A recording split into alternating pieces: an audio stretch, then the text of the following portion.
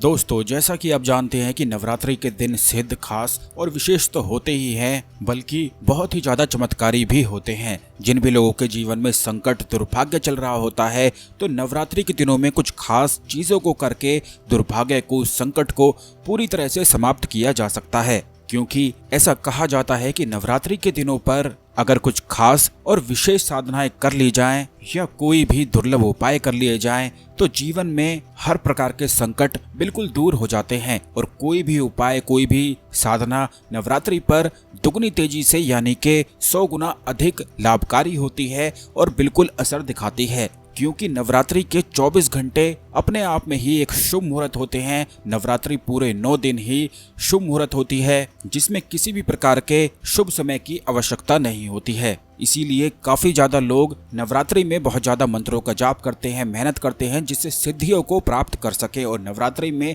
निश्चित ही उन्हें सिद्धि भी प्राप्त होती है। इस बारे में पिछले वीडियोस में हमने कुछ साधनाएं बताई हैं, कुछ दुर्लभ उपाय भी बताए हैं नवरात्रि के लिए, तो आप उन वीडियोस को जरूर देख लें। उन सभी वीडियो के लिंक भी डिस्क्रिप्शन बॉक्स में हैं, तो आप उन वीडियो को, उन साधनाओं को जरूर जान लें और नवरात्रि में जरूर करें। अब दोस्तों, आपको बता दें कि नवरात्रि में कुछ ऐसे कार्य होते हैं जो बिल्कुल ध्यान रखने चाहिए, जिससे देवी माता बिल्कुल भी रुष्ट ना हो। क्योंकि नवरात्रि में अगर देवी माता रुष्ट हो जाती हैं तो फिर अगली नवरात्रि तक बिल्कुल इंतजार करना पड़ता है और बहुत सारे लोगों को इन्हीं बातों के बारे में पता नहीं होता है। इसीलिए जाने अनजाने में कुछ ऐसी गलतियों को कर देते हैं, जिससे देवी माता उनसे रुष्ट हो जाती है, उनके जीवन में संकट, दुर्भाग्य आने लगता है। तो आप इन चीज़ों को जरूर जान लें। सबसे पहली चीज़ है, जब भी आप देवी माता की पूजा करते हैं, आराधना करते हैं या कोई भी साधना उपाय करते हैं, तो नवरात्रि में देवी माता पर बिल्कुल भी संदेह आप ना करें। क्योंकि संदेह करने से कुछ भी प्राप्त नहीं होता है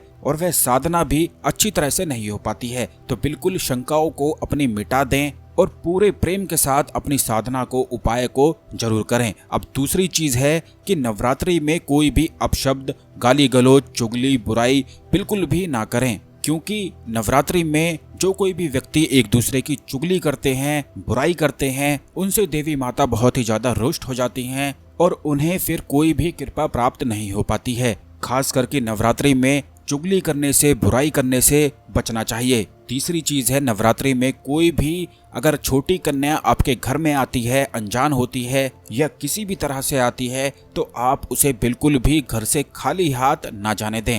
उसको मिठाई जरूर दें या फिर कोई भी मीठी चीज आप दे सकते हैं। इससे माता लक्ष्मी की विशेष कृपाएं प्राप्त होती हैं, क्योंकि छोटी कन्याएं देवी माता का ही स्वरूप मानी जाती हैं। चौथी चीज है कि इस त्योहार में मांस, मदिरा, शराब आदि का सेवन बिल्कुल भी ना करें, क्योंकि ऐसा करने से मनुष्य के मन और मस्तिष्क पर बिल्कुल भी काबू नहीं रहता है और इसी से गृह कलेश बढ़ने लग जाता है। तो आप बिल्कुल भी इन चीजों को खास करके नवरात्रि में ना करें, क्योंकि इससे देवी माता बहुत ही अधिक रुष्ट हो जाती हैं और शनि भी नाराज हो जाते हैं, जिससे शनि की दुष्प्रभाव शुरू हो जाते हैं। इस त्योहार में इस बात का भी खास ध्यान रखें कि आपको बाल, नाखून नहीं काटने हैं। केवल 9 ही दिन की बात होती है, तो आप बिल्कुल भी बालों को, नाखूनों को ना काटें। नवरात्रि में खास करके आप ध्यान रखें कि चमड़े से बनी हुई जो चीजें होती हैं, जैसे बेल्ट होती है, पर्स होता है, इन चीजों के इस्तेमाल से आपको बचना चाहिए, क्योंकि यह पशु के चमड़े से बनाई जाती हैं, जो देवी माता को बिल्कुल भी पसंद नहीं होता है। और अगर आप कोई साधना या मंत्र जाप कर रहे हैं, कोई उपाय कर रहे हैं, तो ऐसे में इन चीजों का इस्तेमाल करना बिल्कुल ही मना है। अगर आपने अपने घर में अखंड दीपक जलाया है और कलश स्थापित किया है, तो इस बात का ध्यान रखें कि ऐसे में घर को बिल्कुल भी छोड़कर ना जाएं और बिल्कुल भी घर को अकेला ना छोड़ें, क्योंकि ऐसा करने से देवी माता रुष्ट हो जाती हैं और घर में गृह कलेश बढ़ने लग जाता है। कोई भी जीवन में लाभ नहीं मिल पाता है और अगर आप कहीं जाना भी चाहते हैं, तो कोई भी व्यक्ति घर में जरूर होना चाहिए, क्योंकि कलश स्थापना करने के बाद घर को खाली नहीं छोड़ा जाता है। इस बात का ध्यान रखें कि नवरात्रि में दिन में बिल्कुल भी ना सोएं, क्योंकि ये बात खुद विष्णु पुराण में लिखी है कि नवरात्रि में दिन में सोने से राहु केतु के, शनि के दुष्प्रभाव तो शुरू हो ही जाते हैं, बल्कि पितृदोष भी लग जाता है और फिर जीवन में कष्ट, संकट आने लगते हैं, दुर्भाग्य